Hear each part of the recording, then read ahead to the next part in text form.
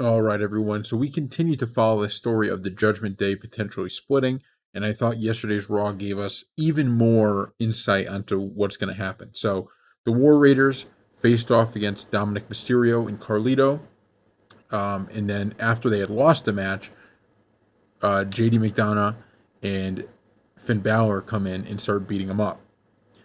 So the War Raiders are going to be fighting Balor and JD at some point in the future. But here's the thing: before that, we saw a segment where Liv Morgan and Raquel Rodriguez are obviously freaking out about Rhea Ripley's return, and so they're talking and they're like, and basically Finn says, we'll take it from here, as basically help out tonight because you guys are in so much crap right now. And they go, oh, thank you.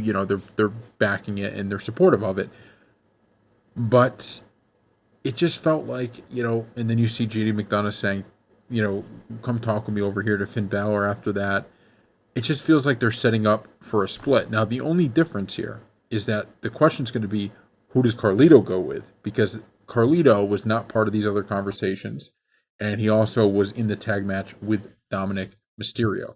So that's something just to keep your eyes on. But it looks like a split is coming, and I'm nervous about this because I really like the Judgment Day split.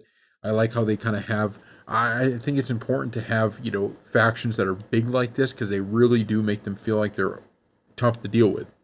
Part of the reason Liv Morgan and Rhea Ripley, that rivalry has been so powerful, is because it just feels like it's her against the world, her against this whole Judgment Day. And she doesn't have that kind of backing. And so they get rid of that, and it's just, say Liv Morgan, Raquel Rodriguez, and Dominic Mysterio. That's not really something that you're like, okay, well, this is crazy, overwhelming odds. How can they ever win? So that's my only point with this.